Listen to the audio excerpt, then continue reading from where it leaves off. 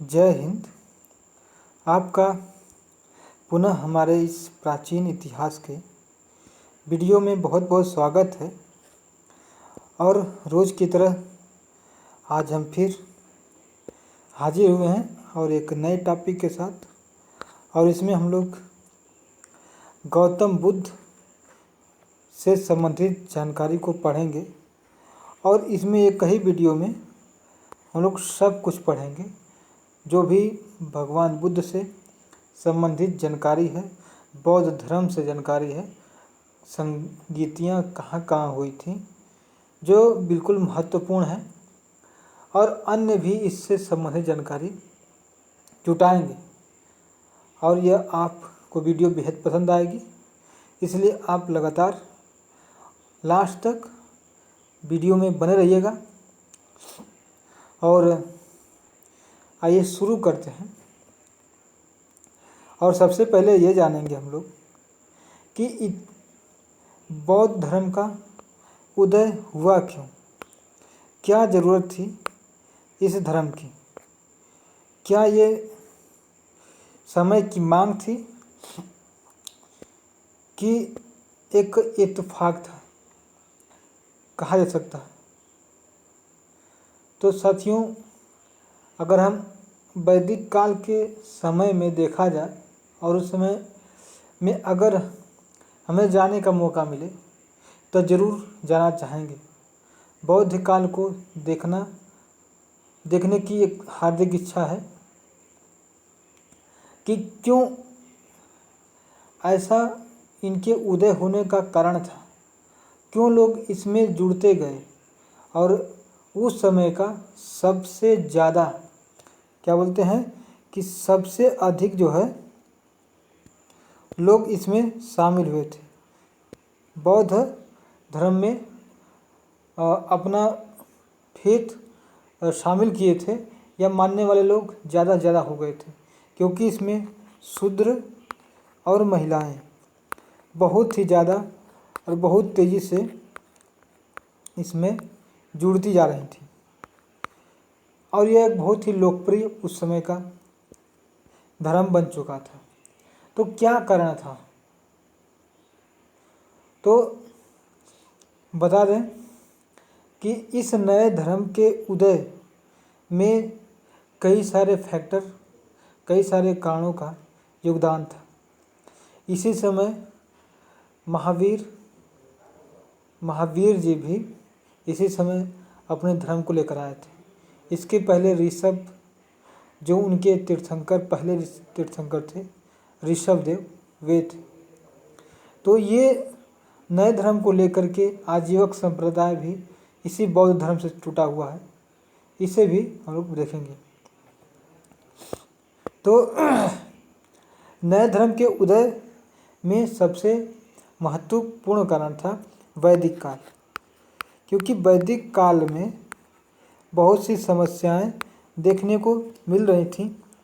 और इस समय से जब आगे बढ़ा गया वैदिक काल से, हम जानते हैं वैदिक काल में बलि ज़्यादा होने लगा था, पशुओं की बलि, यहाँ तक कि इंसानों की बलि भी होनी शुरू हो गई थी। क्योंकि एक व्यक्ति जो है अपने बेटे को जो है बेच दिया था। तो यहाँ से पता चलता है कि यह बलि से संबंधित बात है, यानी बलि की पुष्टि होती है कि नर बलि भी शुरू हो गई थी इस समय। और यह जो है बहुत ही कुरीतियाँ धीरे धीरे आने लगी थी समाज में वैदिक काल में। इसके साथ साथ जो है पशुओं की बलि भी दी जाती थी। चूँकि वैदिक काल में धीरे धीरे आगे बढ़ने पर महाजनपद काल शुरू हुआ और लोहे की खोज हो चुकी थी। जब लोहे की खोज हो चुकी थी तो लोहे का उपयोग भी बहुतायत और कई क्षेत्रों में किया जाने लगा।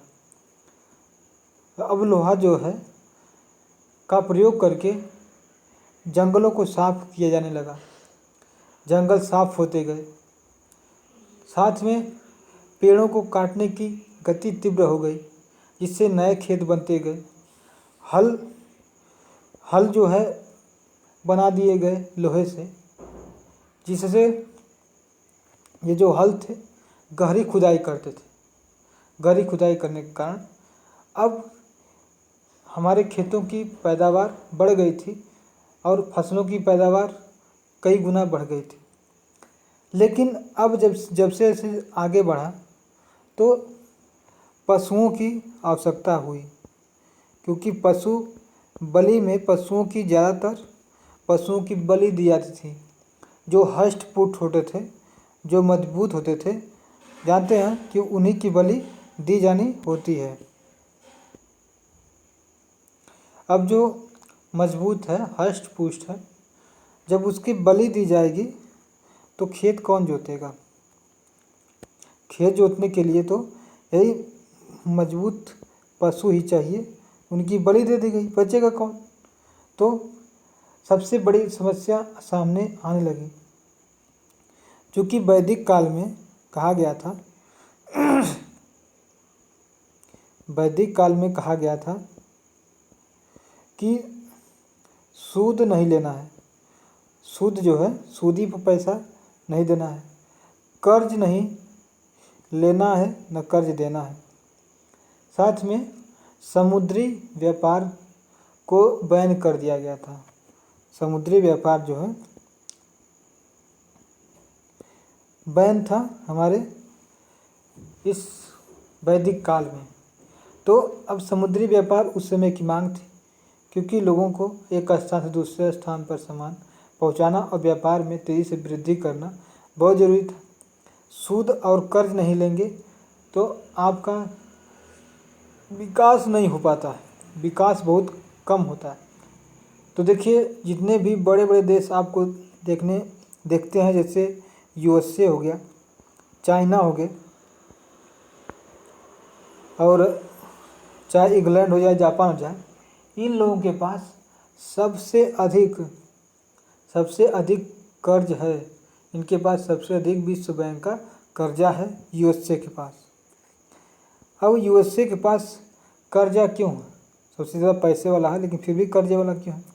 क्योंकि यह जितना भी विकास किया है कर्जा लेकर ही किया है।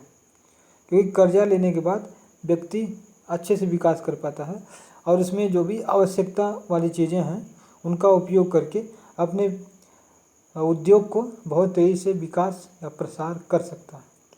तो सूद और कर्ज बहुत ही ज़रूरी होते हैं, और यह विकास करने के लिए सामाजिक। अब यह जो है वैदिक काल में से मना किया गया था, तो यह समय की मांग थी।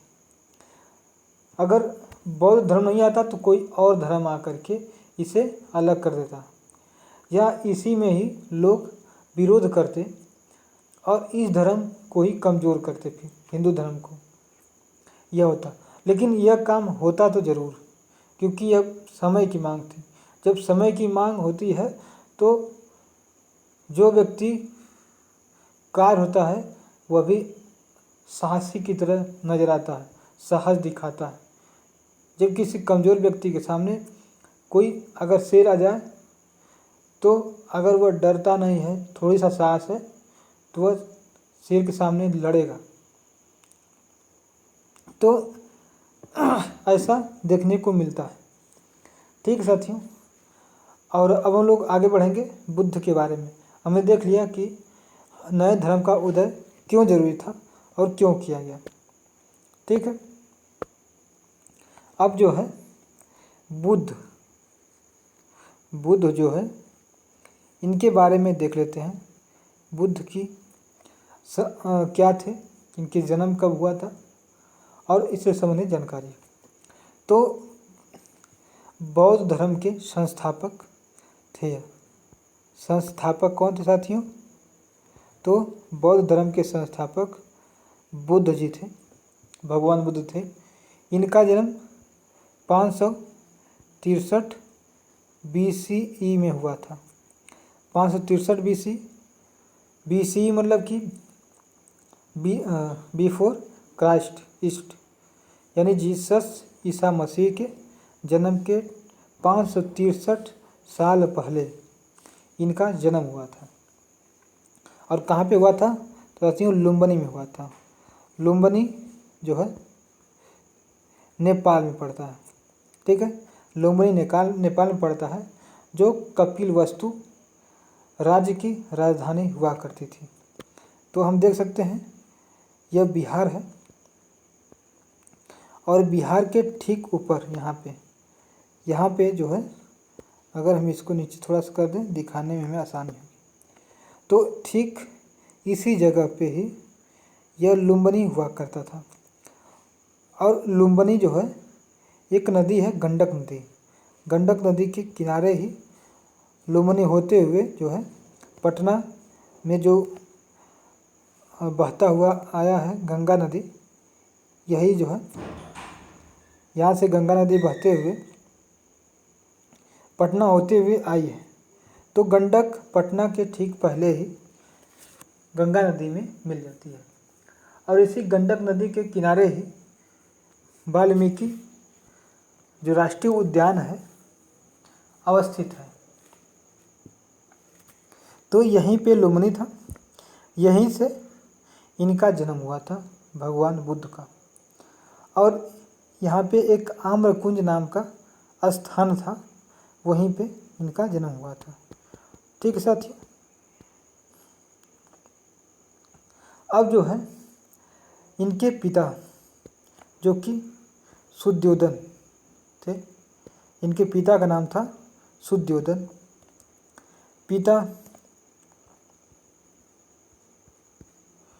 पिता साथियों थे शुद्धोधन।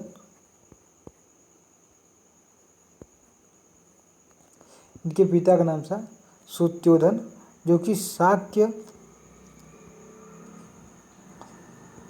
वंश से संबंधित थे। ये एक क्षत्रिय कुल से आते थे, और क्षत्रिय कुल के ही एक राजा के राजकुमार हुआ करते थे। इनकी माता का नाम महामाया था। इनकी माता का नाम महामाया था, और ये कोलीय वंश की थी। कोलीय वंश की थी। ठीक है, इनके पिता शुद्धोधन थे, जो कि शाक्य जाति से, शाक्य वंश से संबंधित थे, और महामाया जो उनकी माता हुआ करती थी कोलीय वंश से थी। तो शाक्य कपिलवस्तु में ही रहेगा, और कोलीय जो है यह भी हमारे बिहार में ही एक जगह हुआ करता था, जहाँ से कोली वंश संबंधित था। इनके नाम जो है सिद्धार्थ रखा गया, इनका नाम। और यही बता दें कि जब इनका जन्म हुआ तो उसके 7वें दिन इनकी माता महामाया की मृत्यु हो गई। जब महामाया की मृत्यु हो गई तो इनकी मौसी थी प्रजापति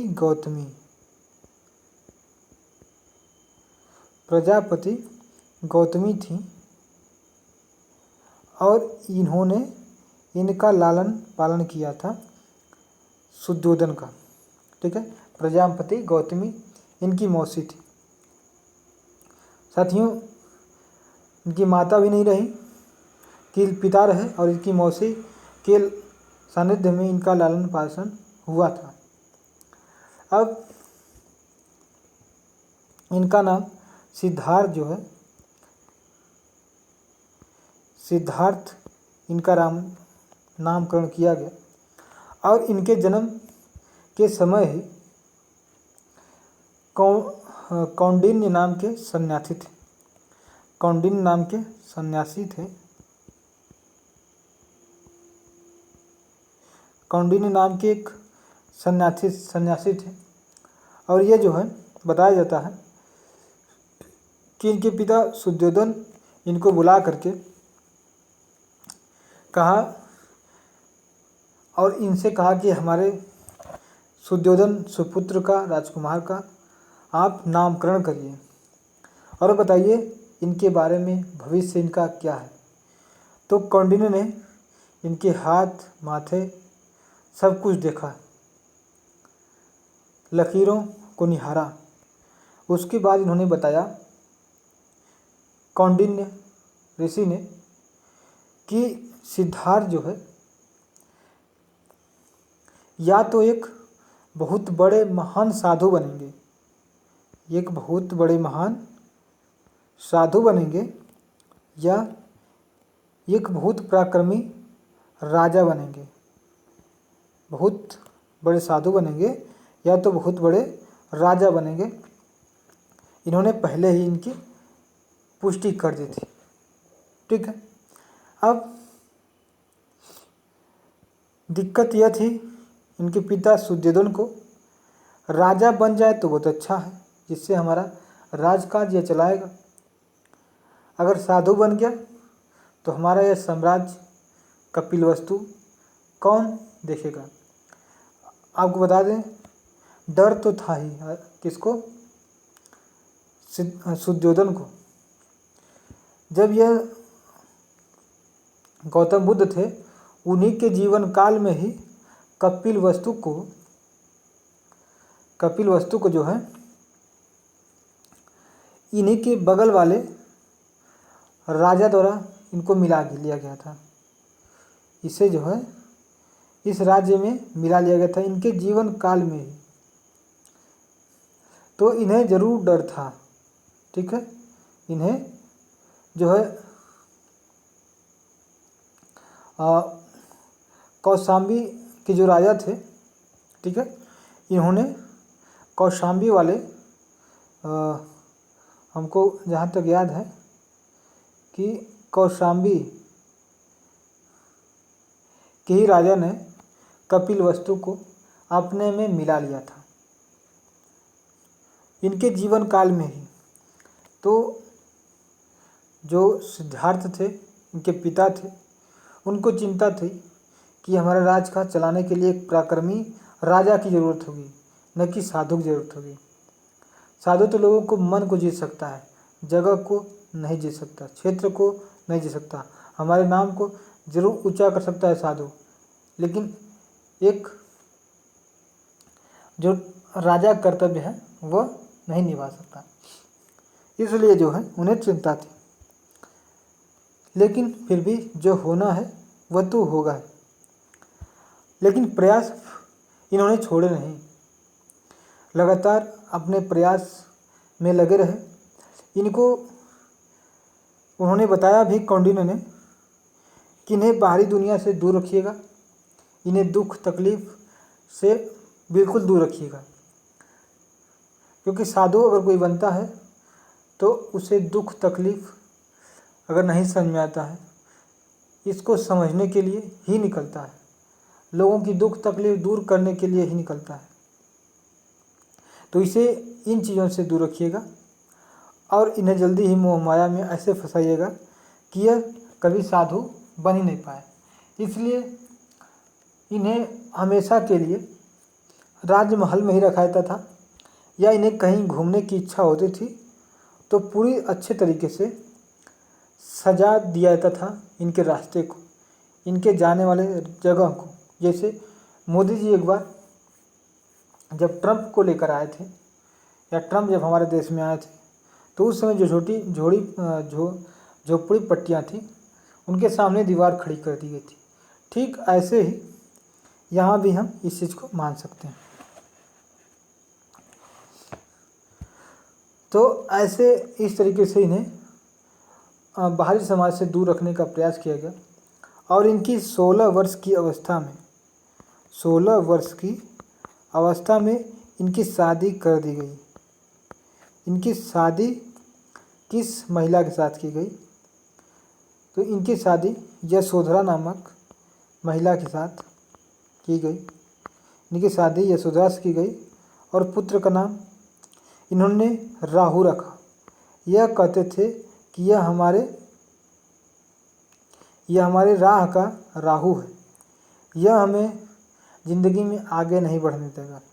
इन्हें पता था कि हमसे कुछ चूक हो रही है, हमसे कुछ गलती हो रही है और हमें कुछ और करना है, यह हमारा काम नहीं है। इसलिए इन्होंने राहुल को राहु कहा और धीरे धीरे राहु से ही राहुल नाम पड़ गया। राहुल नाम था पहले नहीं, और पहले नाम इन्होंने राहु ही रखा, फिर धीरे धीरे राहुल नाम पड़ गया। बता दें कि जो राहुल है और प्रजापति गौतमी जो उनकी मौसी थी, सबसे पहले महिलाओं में भगवान बुद्ध ने इन्होंने इन्हें ही यानी प्रजापति गौतमी को ही अपना शिष्य बनाया था। पहला धार्मिक धर्म से संबंधित इन्हें उपदेश दिया था। तो पहली महिला अगर पूछा जाए जो इन्होंने उपदेश दिया था तो वह थी प्रजापति गौतमी। इनके पुत्र जो राहुल थे, इनको भी इन्होंने इसी तरह से शिक्षित किया था, जब भी बौद्ध धर्म से यानी बुद्ध हो गए थे। अब धीरे धीरे इनका उम्र बढ़ता गया और यह 29 वर्ष की अवस्था में पहुंच गए। साथियों, यह आपको चीज़ समझ में आ गया होगा, और अगर आपको इसका स्क्रीनशॉट लेना है तो ले लीजिए। इसको हम मिटाने जा रहे हैं।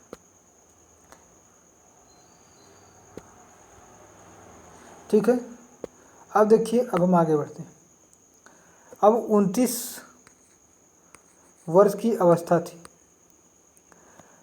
इन्हें जो है पूरी अपना राज्य घूमने की इच्छा हुई और अपने राज्य को घूमने का इन्होंने मन बनाया और घूमने के लिए निकल ही पड़े। इनके सारथी थे चन्ना। ठीक है, इनके सारथी जो है चन्ना थे, और कत्थक या कत्थक बोल सकते हैं, इसकी घोड़ा हुआ करते थे। जो घोड़े थे उन्हें कत्थक कहा गया। ठीक है, कत्थक, और सारथी को चन्ना कहा गया। इनके साथ कत्थक, घोड़े और चन्ना इन्हें ले करके इस समाज को, दुनिया को घुमाने के लिए निकल पड़े। तो जहाँ तक रास्ते को सजाया गया था वहाँ तक तो ठीक है, लेकिन उसके बाद भी इन्हें आगे बढ़ने की इच्छा हुई। जब यह आगे बढ़े तो अब इनके दिमाग में सब कुछ अच्छे से नज़र आ रहा था। सब कुछ इन्हें समझ में आ रहा था कि हमसे बहुत सी चीज़ों को छुपाया गया है, हमें बताया नहीं गया कि संसार में ऐसे भी लोग हैं। बहुत जगह पे उन्होंने देखा गंदगी थी, लोगों के पास कपड़े नहीं थे, बहुत से लोगों के पास घर नहीं थे। कितने लोग जो है बच्चे रास्ते पर खाने के लिए भीख मांग रहे थे। ये सब आगे बढ़ते हुए जा रहे थे। जब आगे बढ़े तो सबसे पहले उन्हें एक बीमार व्यक्ति मिला। जब वो आगे बढ़े तो उन्हें एक बूढ़ा व्यक्ति मिला। सबसे पहले बूढ़ा व्यक्ति मिला।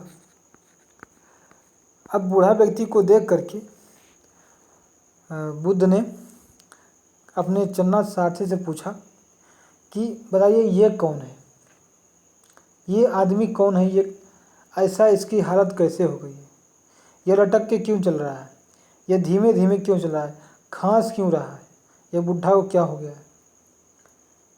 तो चन्ना ने बताया कि देखिए, ये संसार धीरे धीरे ऐसे ही चलता है, सबको बूढ़ा होना है। बच्चा एक समय बच्चा रहता है, इसके बाद बड़ा होता है, इसके बाद युवा होता है, युवा होने के बाद धीरे धीरे उसकी अवस्था ढलती है और हर व्यक्ति बूढ़ा होता है, और इसके बाद धीरे धीरे इसकी अंतिम काल भी आता है। तो बुद्ध ने पूछा, क्या हम भी मर जाएंगे, हमारे पिताजी भी बूढ़े होंगे इसी की तरह? तो चन्ना ने कहा, हाँ बिल्कुल, आपके पिताजी भी इस तरीके से बूढ़े होंगे, वो भी चल नहीं पाएंगे, और वो आप भी ऐसे होंगे, हम भी ऐसे होंगे, ये सबको इस तरह से होना है।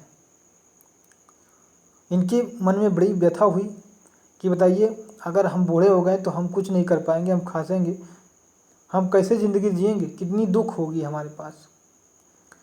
ऐसे ही सोचते ही आगे बढ़ रहे थे तो इन्हें एक बीमार व्यक्ति मिला जो बहुत परेशान था, खटिया पर लेटा हुआ था।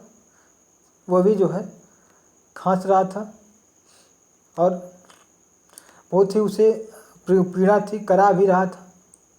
तो उसने पूछा चन्ना से, अपने साथी से, भाई बताओ इसको क्या हो गया है, ये ऐसे क्यों है, करा क्यों रहा है, क्यों रो रहा है। तो फिर चन्ना ने समझाया कि यह भी एक हमारे जीवन का एक पार्ट है, एक भाग है। हर समय सुख ही नहीं होता है, कभी दुख भी हमें देखने को मिलता है। अगर हम दुख में सुख में अगर अच्छे से रहते हैं, सुख में अगर उसको अच्छे से अनुभव करते हैं, उसका प्रयोग करते हैं, तो हमें दुख नहीं होगा। कहा गया, कबीरदास ने कहा है, दुख में सुख में सुमरन सब करे, दुख में करे न कोई। और जो सुख में सुमरन जो करे तो दुख काहे का हो। तो हर व्यक्ति जो है बीमार होता है, हर व्यक्ति को दुख तकलीफ होता है, वह ऐसे ही कर रहता है। हम भी ऐसे हुए थे, हमें भी ऐसे तकलीफ हुई थी। और जिसको भी बीमारी होगी, बीमार होगा, वह ऐसे करेगा ही। ठीक है। इसके बाद एक शव मिला। शव मतलब कि किसी व्यक्ति की मृत्यु हो गई थी और उसे ले जा रहे थे लोग दफनाने के लिए या जलाने के लिए। इसे देख करके उन्होंने पूछा कि भाई यह क्या है। इसे लोग 4 लोग कंधों पर लेकर के कहाँ ले जा रहे हैं, ये क्या है। तो उन्होंने बताया कि देखिए, यह एक व्यक्ति था जो इस समय मृत्यु हो गया है, मृत्यु शैया पर लेटा हुआ है और उसे लोग जलाने के लिए ले जा रहे हैं। तो फिर सवाल वही था बुद्ध जी का कि क्या हम भी इसी तरह से बूढ़े होंगे, या बूढ़े होकर के हम भी ऐसे ही मृत्यु होंगे या मरेंगे। बिल्कुल, सबको मरना है, कोई यहाँ जिंदा नहीं रहेगा। चाहे 4 दिन कोई ज़्यादा जी ले, चाहे 4 दिन कम, लेकिन मरना तो सबको है। यह इनके दिल को और कचोट लिया कि यार ऐसी क्या आफत है, ये ज़िंदगी है क्या। हमें तो इस ज़िंदगी को पढ़ना चाहिए, समझना चाहिए, ये ऐसा होता क्यों है, क्यों हमें दुख आता है, हमारी मृत्यु क्यों होती है। इन्हें ये सब जानने की इच्छा हुई, क्योंकि इन्हें पता ही नहीं था। और ये चीज़ इन्होंने जो है अभी ठीक अभी पता चली है कि ऐसा होता है। तो सबको, जैसे एक बच्चे को हर चीज़ पूछने की इच्छा होती है, कि जानने की इच्छा होती है कि ऐसा क्यों होता है, वह वैसा क्यों होता है, ऐसे ही इनकी भी इच्छा हुई। लेकिन चन्ना सब कुछ बता नहीं सकता था। इन्हें इच्छा हुई कि हम जो है इसे रोक सकते हैं, मृत्यु हो रही है तो हम क्यों नहीं रोक सकते इसको, क्यों ऐसा हो रहा है। इसको सीखने के लिए इन्हें व्याकुलता होने लगी। और ठीक जब आगे बढ़े थोड़ा सा, तो एक साधु मिला इन्हें, जो कि अपने तपस्या में लीन था। यह भी बिल्कुल अलग दिखाई दिया बुद्ध को।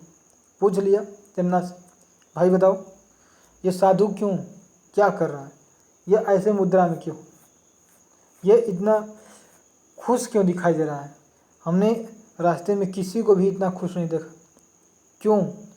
इसे किसी भी चीज़ की चिंता नहीं है, किसी के मरने का, जीने का, किसी भी चीज़ को खो जाने का कोई नहीं चिंता है।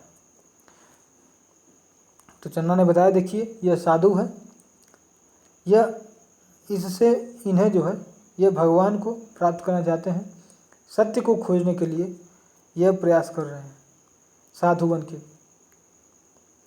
तो बुद्ध ने पूछ लिया, अच्छा क्या साधु बन के ही या इस तरह से हम भगवान को पा सकते हैं, या जो भी समस्याएं हैं इसका निदान हो सकता है। चन्ना ने कहा, हाँ बिल्कुल हो सकता है। अब इनका दिमाग वहीं से खटका और कहे कि हम भी साधु बनेंगे, हम भी इस तरीके से अपना तपस्या करेंगे और हम भी इन सवालों का जवाब ढूंढेंगे और सवाल को ढूंढ करके चन्ना तुम्हें भी हम जो है अमर कर देंगे, तुम्हें मरने नहीं देंगे। वहीं पे इन्होंने अपना सब कुछ उतार दिया, अपना जो राज वस्त्र थे, केवल एक कपड़ा लिया, उसे लपेटा और वही छोड़ करके चन्ना को कहे आप बस इसको ले जाइए, हम नहीं जाने वाले, हम सत्य की खोज में निकले हैं, सत्य की खोज करेंगे, फिर आएंगे, जरूर आएंगे हम कपिलवस्तु में, लेकिन सत्य को खोज कराएंगे। तो चन्ना ने बहुत समझाया लेकिन इन्होंने एक भी नहीं मानी। इसलिए यहीं पे क्या हुई, इस चीज़ का एंड होता है, इनके जो है राजकाज का जो समय था एंड होता है। अब शुरू होता है आगे वाले समय का, ठीक है। और इसे ही महाविनिष्क्रमण कहा गया है। इन्होंने घर त्याग दिया, अपना राजपाट त्याग दिया, तो इन्हें क्या कहा गया, तो इन्हें कहा गया महाविनिष्क्रमण।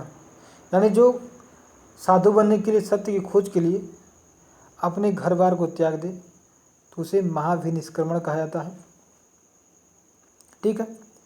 अब जो है महाविनिष्क्रमण के प्रक्रिया में यह आगे बढ़ते गए। जब आगे बढ़े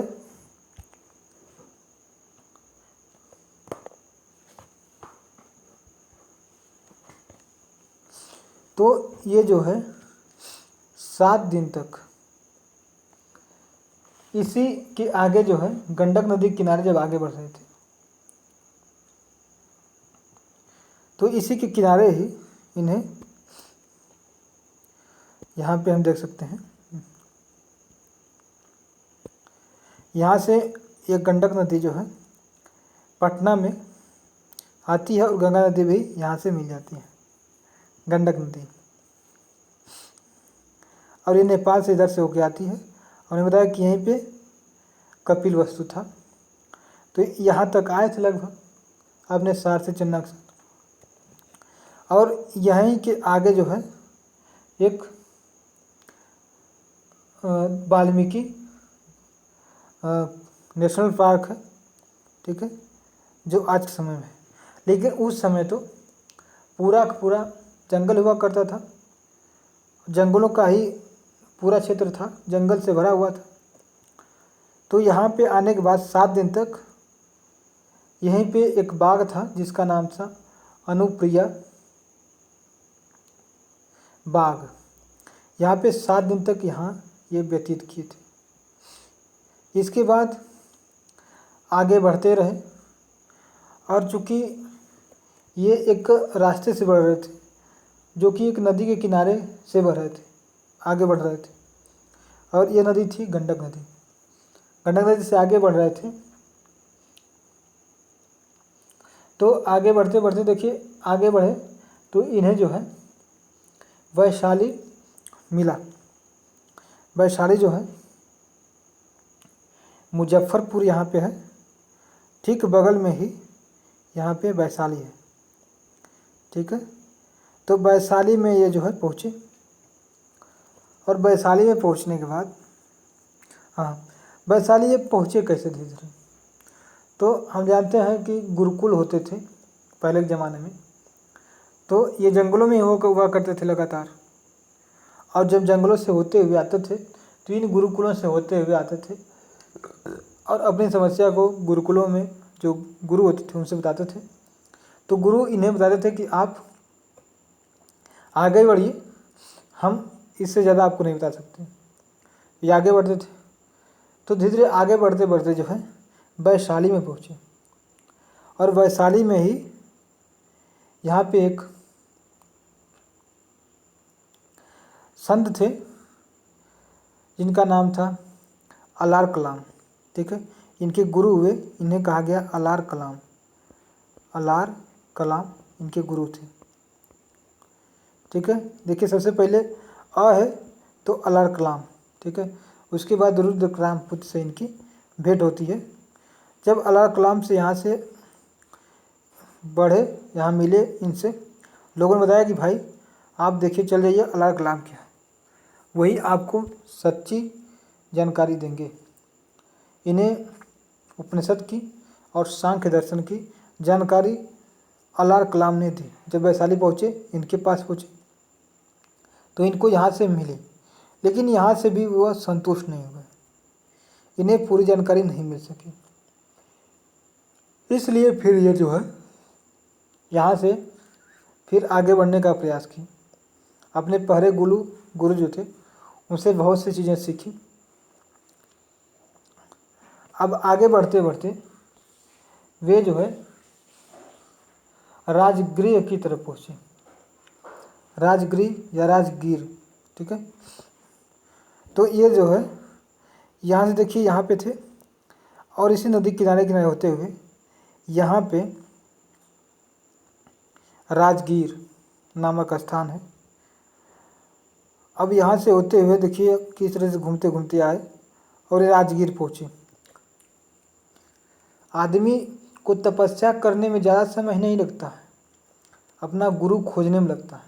अगर बढ़िया गुरु समय से मिल गया तो आपको समय से ही आपको सफलता मिल जाएगी, लेकिन गुरु समय से नहीं मिला तो क्या होगा, सफलता नहीं मिलेगी। तो ये देखिए 2-3 वर्ष तो यहाँ तक आने में ही लग गए, 2-3 वर्ष से अधिक भी लग सकता है। लगभग 5 साल लगे थे इनको यहाँ आने में। तो यहाँ पे पहुँचे तो यहाँ पे रुद्रक्रामपुत्र इनके अगले गुरु हुए और उन्होंने सांख्य दर्शन की इन्हें खूब अच्छी से जो है शिक्षा दी। और धीरे धीरे यहाँ से ये आगे बढ़े तो आगे ही राजगीर के आगे ही गया है, राजगीर के आगे गया है। और इसी के थोड़ा सा आगे बढ़ेंगे तो यहाँ पे बोध गया है, इन्हीं के बॉर्डर पर बोध गया है, झारखंड के बॉर्डर पर, ठीक। तो यहाँ से आगे बढ़े और गया में पहुँचे तो गया में इन्हें 5 ब्राह्मण मिले, जिसमें पारण पंपा पुण्य सोन थे ये सब। इनसे इनकी मुलाकात हुई। यह भी इसी खोज में यहाँ पे तपस्या कर रहे थे। तो 5 सालों तक इनके साथ तपस्या किए। भगवान बुद्ध भी 5 साल तक तपस्या किए और कठिन से कठिन तपस्या किए और कठिन रास्ता को अपनाया। लेकिन 6ठे वर्ष में जो है इन्होंने इस कठिन मार्ग को छोड़ दिया, क्योंकि इन्हें इस कठिन मार्ग से कोई भी सफलता नहीं मिली, कुछ भी नहीं मिला सफलता, कुछ भी जानकारी इन्हें सिद्ध नहीं हुआ, छोड़ दिया। कहा कि हम अब इस रास्ते को नहीं अपनाएंगे, इतने 5 साल तक भूखे रह करके हम नहीं करेंगे, हमें अब भोजन चाहिए, भोजन किए बिना हम नहीं रहेंगे, हमारा शरीर नहीं रहेगा तो हम क्या खोज करेंगे सत्य की, हम क्या भगवान को देख पाएंगे। कम से कम अपने आप को तंदुरुस्त करिए, अपने आप को खा पी के मजबूत करिए, मन को मजबूत करिए, तन से मजबूत रहिए, तो आप कोई भी काम करेंगे उसमें मन लगेगा। नहीं तो प्लेटलेट कम हो जाएगा, क्या हो जाओगे। इस समय डेंगू हो रहा है, देख रहे हो, व्यक्ति लोग चल नहीं पाते इस डेंगू के कारण। तो यही हुआ, इन्होंने अब इस कठिन तपस्या की जो कठिन मार्ग था छोड़ दिया। लेकिन ये जो 5 ब्राह्मण थे इन्हें ये बात रास नहीं आई। वो कठिन मार्ग छोड़ करके उन्होंने तपस्या को भी छोड़ दिया, सब कुछ छोड़ दिया। वे जो है वापस अपने सारनाथ चले आए, छोड़ दिया, काशी चले आए ये 5 ब्राह्मण। तो अब यह बोध गया में ही एक किसान की कन्या थी सुजाता, उसी के हाथों जो है निरंजना जो नदी थी उसमें से नहा कर निकले और अपना नीचे पोरा पतई कूस का जो बिछा करके उसी के ऊपर बैठे और बैठ करके तपस्या में लीन थे। और वही स्त्री के हाथों खीर खा के उन्होंने फिर से नए तरीके से इन्होंने तपस्या की शुरुआत की, सत्य की खोज की, में लग गए। ठीक है। अब जो है 35 वर्ष की आयु में छठे वर्ष जो है लग गया था, जानते ही हैं। और 49वें दिन जब खीर उन्होंने खाई सुजाता के हाथों से, तो 49वें दिन इन्हें बोध प्राप्त हुआ, ज्ञान प्राप्त हुआ। कहाँ पे? निरंजना नदी के तट पे, वहीं पे नहाते थे। और वहीं पर एक पीपल का वृक्ष था, उसी के किनारे अपना आसन जमाते थे। और वहाँ पे जो है वहीं पे इन्होंने ज्ञान प्राप्त हुआ। और ये जो है बोध कला है। बोध इनका नाम पहले नहीं था, बाद में पड़ा। इनका नाम सिद्धार्थ था। जब इन्हें ज्ञान प्राप्त हुआ तब इनको बोध कहा गया, बौद्ध कहा गया। तो यह जब बौद्ध हो गए, जब इन्हें ज्ञान प्राप्त हो गया, तो इन्होंने अपना उपदेश सबसे पहले दिया था तपस और मल्ली को। तपस और मल्ली को पहला उपदेश दिया था। इसके बाद जो है यहाँ से जो है चले पटना की तरफ, पटना नहीं, सारनाथ की तरफ। ठीक है। तो यह सारनाथ जो है पहुँचने लगे। तो यह जो है यहाँ से होते हुए, यहाँ से औरंगाबाद, भभुआ हो गया, और चंदौली होते हुए जो है यहाँ से यह सारनाथ पहुँचे यहाँ पे। और सारनाथ में यही पांचों ब्राह्मण यहाँ पे आकर के ये अपनी तपस्या कर रहे थे गंगा नदी किनारे। तो जब बुद्ध को इनसे मिले तो बुद्ध को ज्ञान हो गया था। इन्होंने अपने ज्ञान से इनको मोहित कर लिया, और इसके बाद इन्होंने इनको भी उपदेश दिया। इन्होंने इन पांचों ब्राह्मणों को उपदेश दिए, और ये भी इनके शिष्य हो गए। जब बनारस पहुँचे, हाँ, और जब इन्होंने सारनाथ में जो पांचों ब्राह्मणों को दिए थे, इन्हें ही धर्म चक्र प्रवर्तन कहा गया। इसे धर्म चक्र प्रवर्तन कहा गया, जो कि एक बहुत महत्वपूर्ण ही पल था। एक था गृह त्याग, जिसे महावीर निष्क्रमण, बोध गया में इनको बोध हुआ, जिसे बुद्ध का ज्ञान कर सकते हैं। और धर्म चक्र प्रवर्तन इन्होंने उपदेश दिया था। इसके बाद धीरे धीरे वाराणसी पहुँचे, और यहाँ पे धनी एक व्यक्ति था जिसका नाम यश था। धनी व्यक्ति यश था, और उन्होंने यश को सबसे पहले जो है इन्होंने उपदेश दिया, और यह इसका यानी इनके बन गए शिष्य। सबसे पहले बढ़िया शिष्य बने, और इनके जो है धन्य से इनकी सेवा की। इन्हें सारी व्यवस्थाएं की व्यवस्था की, और इन्हें आगे बढ़ने के लिए इन्हें सारी समस्याओं को निदान किया, और आगे बढ़ने का इन्हें व्यवस्था किया। तो अब जो है यह आगे बढ़ने के लिए चल दिए। अब यहाँ से धीरे धीरे राजगृह पहुँचे। ठीक है। राजगृह पहुँचे। राजगृह कहाँ पे? पटना। तो यहाँ से फिर जो है बक्सर होते हुए पटना पहुँचे। सोचिए कि यहाँ से पहले सारनाथ गए, सारनाथ से फिर जो है पटना आ गए। पटना में ही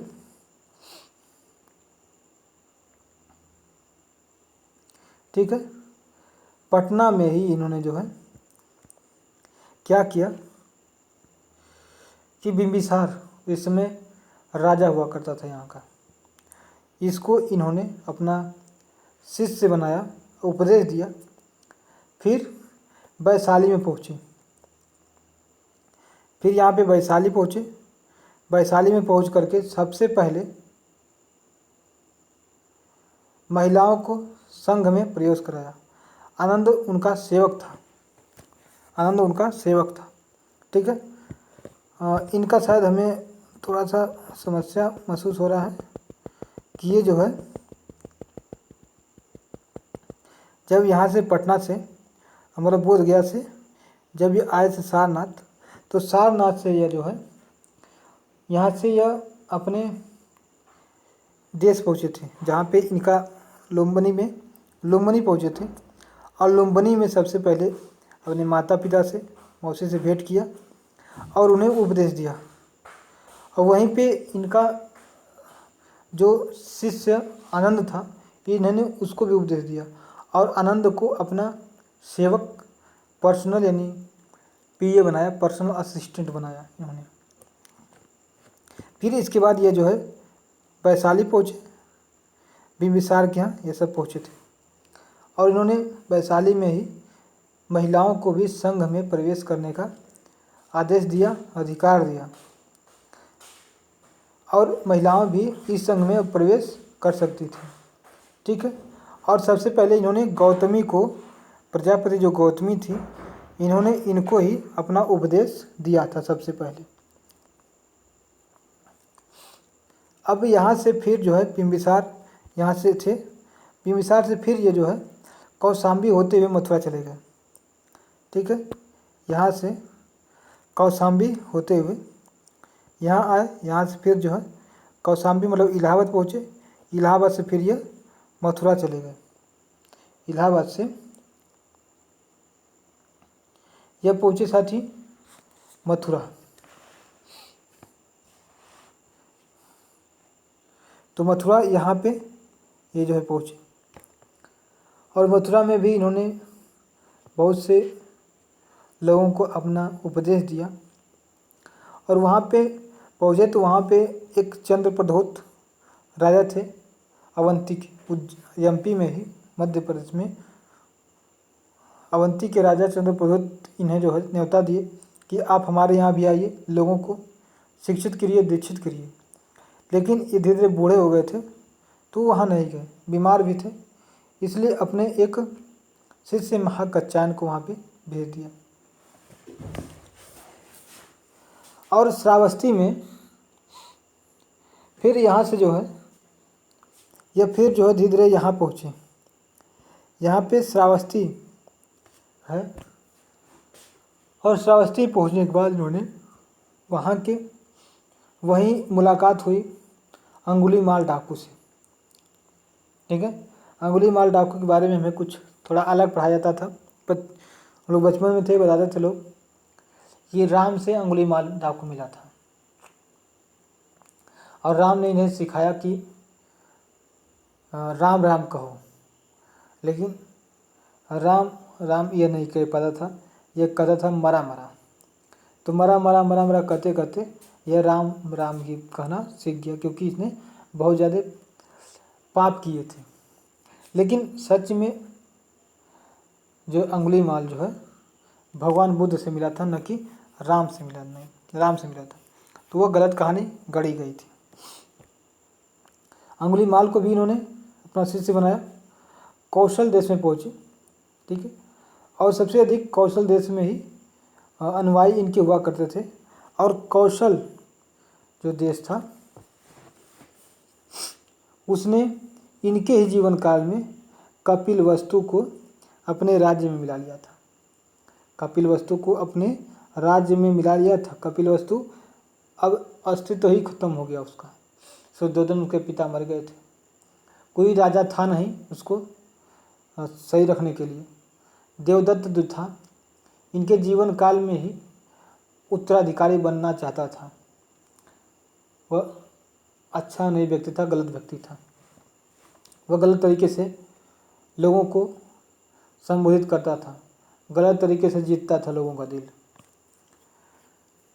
तो कौशल देश जो है इन्होंने इस कपिलवस्तु को मिला लिया।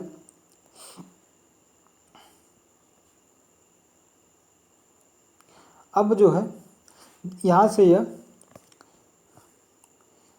मल्लों की राजधानी पावापुरी पहुँचे। यहाँ से यह पावापुरी पहुँचे।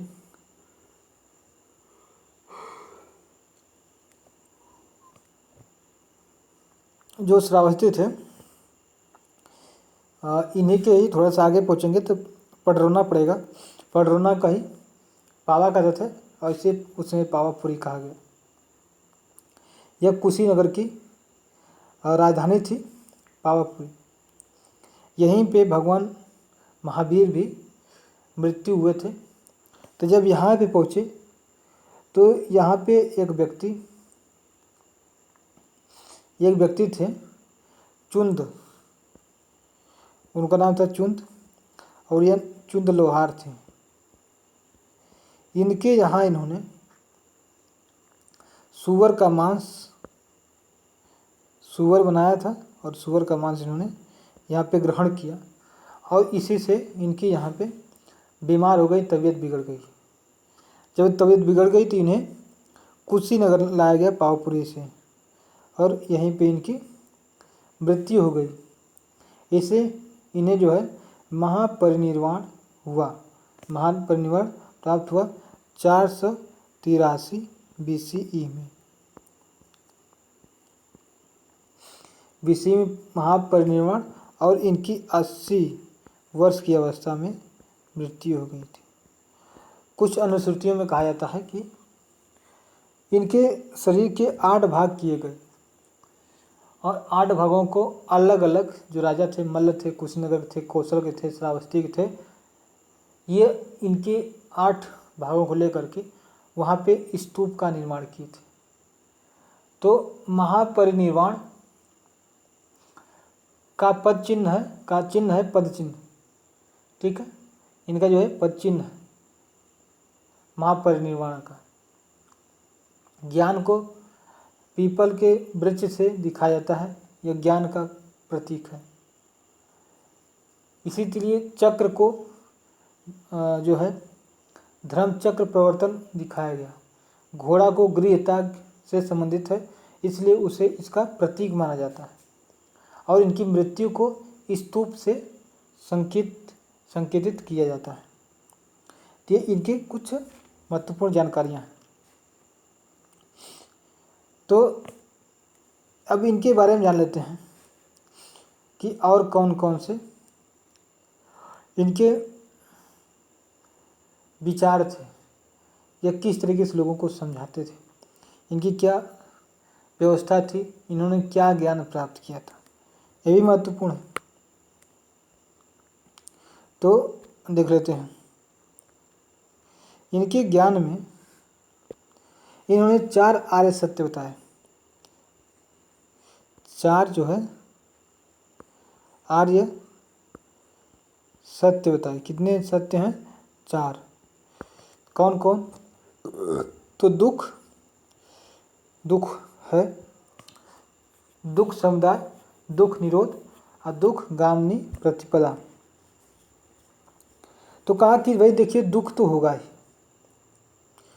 आप कितना भी और कितने भी सुखी जीवन जी लें, आपको दुखी होना ही है। दुख समुदाय, आप दुखी होंगे तो इधर से एक समुदाय भी दुखी होगा।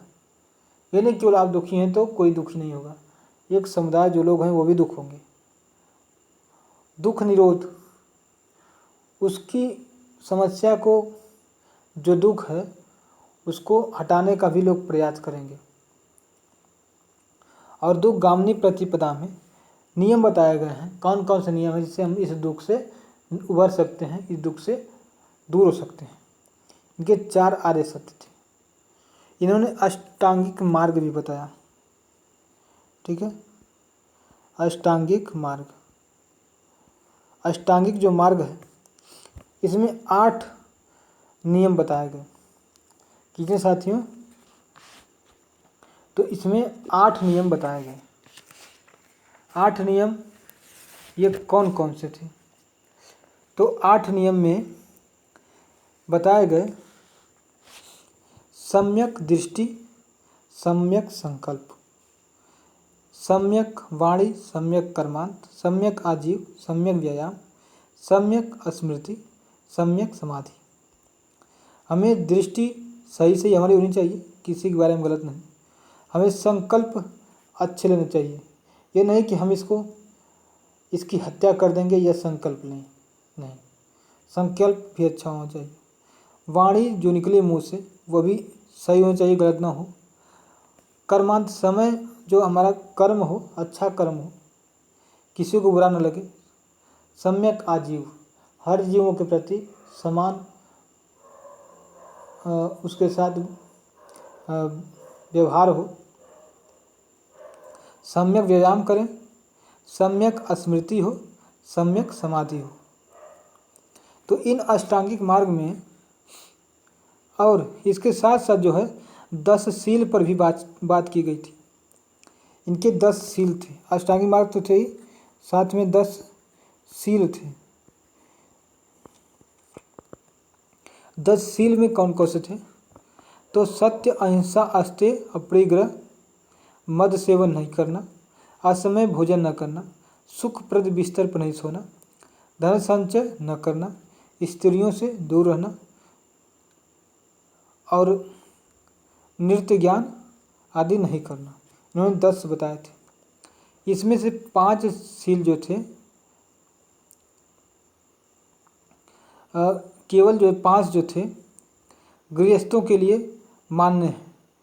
इनमें गृहस्थों के लिए जो खेती बाड़ी करते थे, जो घर बार चलाते थे, उन्हें केवल 5 मान्य थे शुरुआती वाले। सत्य, अहिंसा, अस्तेय, अपरिग्रह और मद सेवन ना करना 5।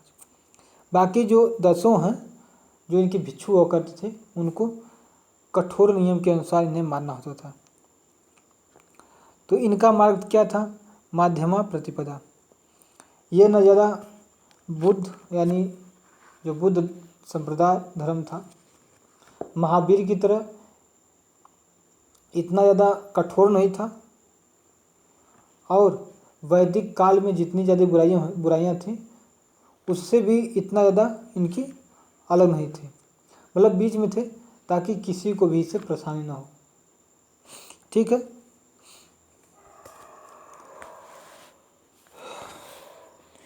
अब जो है हमें बताया था कि जो निर्वाण है, ठीक है, इसका मतलब है कि दीपक का बुझ जाना। महापरिनिर्वाण जो है, कायदा कि केवल मृत्यु के बाद ही संभव है, लेकिन निर्वाण जीवन में ही आपके संभव हो सकता है, और इसके बाद उन्हें अरहत प्राप्त होता है। यानी अब जो है सबको जीत लिए हैं, इनको कोई भी हरा नहीं सकता। इनके जो उपासक हुआ करते थे उन्हें भिक्षुक कहते थे। उपासक को भिक्षुक कहा जाता था। ठीक है, उपासक को भिक्षुक कहा जाता था। इनमें आइए अब संगीति देख लेते हैं। इन संगीतियाँ कौन कौन सी हुई थी? तो पहली संगीति जो है हुई थी 483 BC में। इनकी मृत्यु कब हुई थी? इनकी मृत्यु 463 BC में हुई थी। इनकी मृत्यु कब हुई थी? तो 483 BC में हुई थी। अच्छा, 63 नहीं, 563 में इनके जन्म हुआ था, और 483 में इनकी मृत्यु हुई थी 80 वर्ष की अवस्था में। और 483 में इनके जन्म के ही साल पहली संगीति आयोजित की गई थी। पहली संगीति आयोजित की गई थी, और इसमें जो है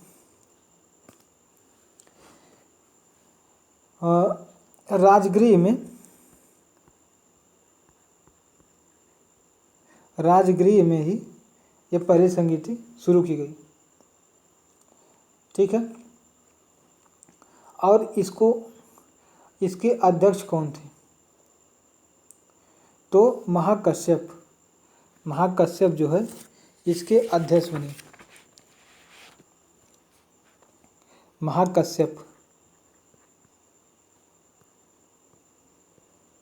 महाकश्यप अध्यक्ष हुए, और उसमें राजा कौन था? तो अजातशत्रु इसके राजा हुए। ठीक है,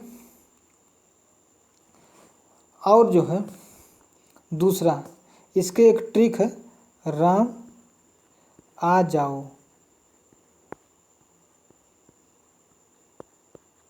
ठीक है।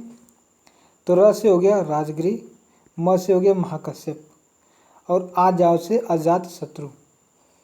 तो इस तरीके से हम इसे याद भी कर लेंगे। दूसरा है 383 में, 100 साल बाद 383 में यह किया गया,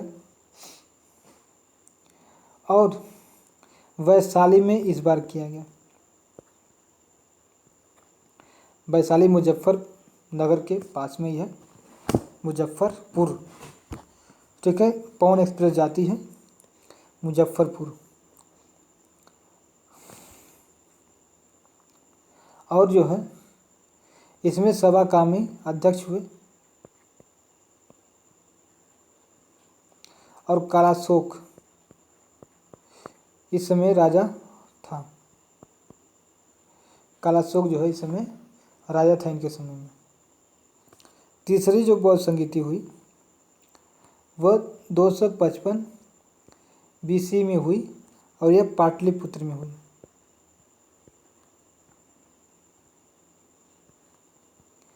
और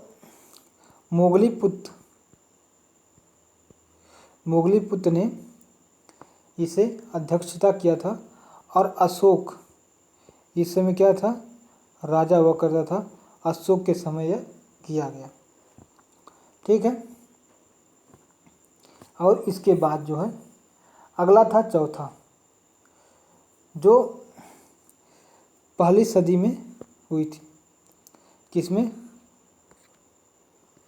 पहली सदी में किया गया।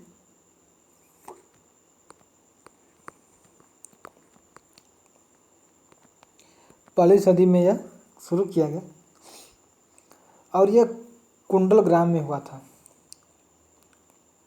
या कुंडल वन में हुआ था। कुंडल वन कहाँ है? तो कश्मीर में है। कुंडल वन कश्मीर में है। और वसुमित्र और अशोक घोष, वसुमित्र ने इसकी अध्यक्षता की थी, और इस समय कनिष्क राजा था। कनिष्क जो है राजा हुआ करता था इसी के समय। यह इतना बड़ा बौद्ध संगीति चौथी अंतिम की गई, और इसी में यह जो बौद्ध धर्म है दो भागों में टूट गया। दो भागों में टूट गया। कौन कौन? तो महायान और हीनयान। दो भागों में टूटा, महायान और हीनयान।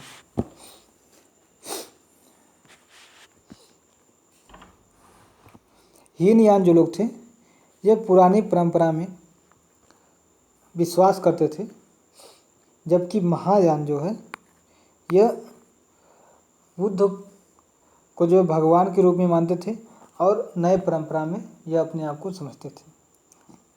इनमें क्या अंतर है? तो हीनयान में जो है इन्हें बुद्ध को महापुरुष माना जाता है, जबकि इसमें देवता माना गया है महायान में। और कहा गया है कि हीनयान में कि यहाँ पे लोग अपनी मोक्ष प्राप्त करने के लिए प्रयत्न करेंगे, स्वयं करना होगा, कोई और नहीं करेगा, आपको स्वयं करना पड़ेगा, आप मोक्ष प्राप्त करेंगे। लेकिन इस महायान में कहा गया कि हमें मोक्ष प्राप्त करने में, अर्हत प्राप्त करने में हमें अगर लग रहा है कि नहीं किसी की सेवा करनी चाहिए, तो हम देरी कर सकते हैं। कोई भूखा है, व्यक्ति है, तो हम उसकी सेवा में समय लगा सकते हैं। हमें अर्हत बाद में प्राप्त होगा, उसके लिए अलग से प्रयास करेंगे, तो हम उस देरी कर सकते हैं। बताया गया कि जो अर्हत और निर्वाण है हीनयान में मिल जाएगा तो हमें पुनर्जन्म प्राप्त होगा, जबकि महायान में कहा गया कि पुनर्जन्म हमें बोध सत्य में पुनर्जन्म नहीं होगा। अगर बोध हो जाएगा, बोध ज्ञान हो गया, तो महायान में पुनर्जन्म प्राप्त नहीं होगा, आप लीन हो जाएंगे। जबकि इसमें कहा गया है कि नहीं, निर्वाण अगर मिल जाता है तो आपको पुनर्जन्म होगा। और बताया गया है कि हीनयान में ये मूर्ति पूजा लोग जो है नहीं करते हैं, जबकि ये मूर्ति पूजा लोग करते हैं। इनकी भाषा संस्कृत थी, इनकी भाषा पाली और प्राकृतिक हुआ करती थी। ठीक है, अब जो है बताया गया कि जो महायान है यह किसी क्षुद्र जो जीव है उसके उद्धार में भी निर्माण में देरी किया जा सकता है महायान से। और इनके अभी कुछ और जो है भगवान हैं या अवतार हैं होने बाकी हैं। तो इसमें मैत्रेय और अनाम बुद्ध बाकी हैं और इनका अवतार जो है मनुष्य या पशु के रूप में भी हो सकता है। इनके अन्य भी कई संप्रदाय या वाद बने, तो जैसे शून्यवाद है। शून्यवाद परंपरा शुरुआत किसने की? तो नागार्जुन ने। नागार्जुन ने ही सापेक्षता का सिद्धांत दिया था, सापेक्षता का सिद्धांत दिया था। और यह सिद्धांत किसका है? आइंस्टीन का था। नागार्जुन ने सबसे पहले दिया सापेक्षता का सिद्धांत और आइंस्टीन ने इसी सापेक्षता के सिद्धांत को समझाया लोगों को और इसकी पूरी जो कैटेगरी है ले गए आइंस्टीन। ठीक है, और नागार्जुन ने ही सापेक्षता का सिद्धांत दिया था। विज्ञानवाद, इन्होंने शून्यवाद था। विज्ञानवाद यह भी जो है बौद्ध धर्म का ही एक संप्रदाय है। इसे मैत्रेय नाथ ने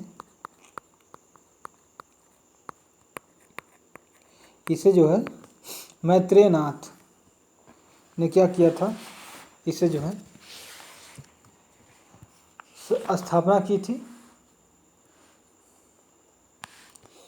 त्रिशूल। ठीक है, और एक त्रिशूल भी जो है क्या है इनका संप्रदाय है और ये लोग ज्ञान के रूप में इस त्रिशूल का प्रयोग करते हैं। त्रिशूल को ज्ञान का प्रतीक समझते हैं। वज्रयान यह भी एक है और वज्रयान जो है तंत्रवाद है। ठीक है, इसमें तंत्र विद्या के बल पर यह किया जाता है और ये जो है इनमें ऐसे बहुत से जो है किताबें लिखी गई। ठीक है, और जो विनय पत्रिका इनकी थी या कई जो है बुद्ध धम्म संघ जो होता था इनके आदर्श होते थे, इनको मानना होता था। ठीक है, सूत्र जो है कुछ लिखे गए। ठीक है, तो विनय